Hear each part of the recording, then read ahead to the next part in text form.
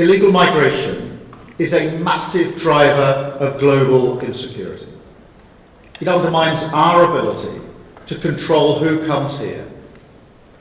And that makes people angry. It makes me angry, frankly.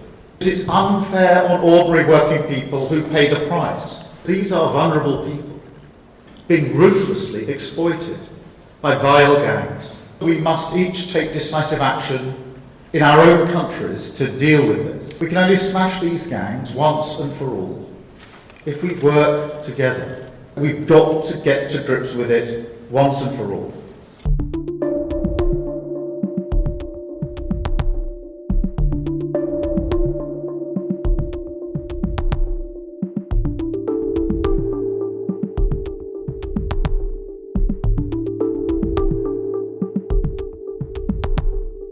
Illegal migration is a massive driver of global insecurity. It undermines our ability to control who comes here.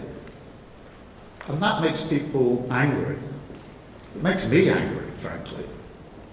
Because it's unfair on ordinary working people who pay the price, from the cost of hotels to our public services struggling under the strain.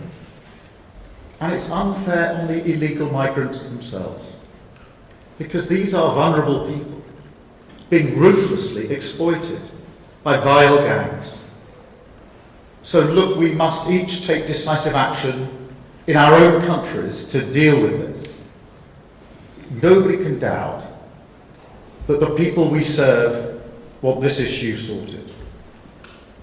But the truth is, we can only smash these gangs once and for all if we work together. Because this evil trade, it exploits the cracks between our institutions. It pits nations against one another. It profits from our inability at the political level to come together. And there's nothing progressive or compassionate about turning a blind eye to this. There's nothing progressive or compassionate about continuing that falsehood, which attracts people to make those journeys. That we've got to get to grips with it once and for all. That's when I spoke at the Interpol meeting in Glasgow last year. I said we need to treat people smuggling as a global security threat, similar, if you like, to terrorism. We've got to bring to bear all the powers we have at our disposal in much the same way that we do against terrorism. Since I came into office, the UK has reset its entire approach to international collaboration. I put smashing the gangs on agendas of international summits, showing that the UK now means business, because there's also nothing progressive about allowing working-age people to come here illegally, instead of supporting them to build their own economies, secure a better future for their own countries, and build a safer, more prosperous world.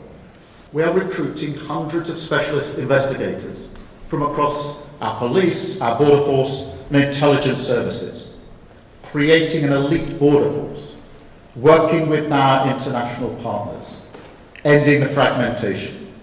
Over £150 million invested over the next 2 years. And new powers and criminal offences to get the job done. So the police will be able to seize the phones and devices of migrants arriving on our shores and gather intelligence about the smugglers. The police will be able to act when they've reason to believe preparations are being made for criminal activity, instead of waiting for a crime to happen before they can act. And it will be an offence to endanger lives at sea, to prevent more tragic deaths in the Channel. Well, since coming to office, I can announce today we've returned more than 24,000 people who have no right to be here. That would have taken the Rwanda scheme 80 years to achieve. We're also ramping up the deportation of foreign national offenders, with a new team of specialist frontline staff going into our prisons, speeding up the removal of prisoners who have no right to be in this country. We've seized hundreds of boats and engines, driving up the costs for the smugglers. We've taken down 18,000 social media accounts. That's 10,000 more than last year, disrupting the way smugglers promote their services. And more than that, we've announced a new sanctions regime, treating people smugglers like terrorists, freezing their assets, banning their travel, putting them behind bars where they belong. But just as important, putting their entire model out of business, securing our borders on behalf of working people. Because, as I said at the start, this is about fairness. And there is little that strikes working people as more unfair than watching illegal migration drive down their wages, their terms and their conditions through illegal work in their community. We'll be honest here. For too long, the UK has been a soft touch on this. Whilst the last government were busy with their Rwanda gimmick, they left the door wide open for illegal working, especially in short-term or zero-hours roles, like construction, beauty salons and courier services. And whilst, of course, most companies do the responsible thing and carry out right-to-work checks, too many dodgy firms have been exploiting a loophole to skip this process, hiring illegal workers, undercutting honest businesses, driving down the wages of ordinary working people.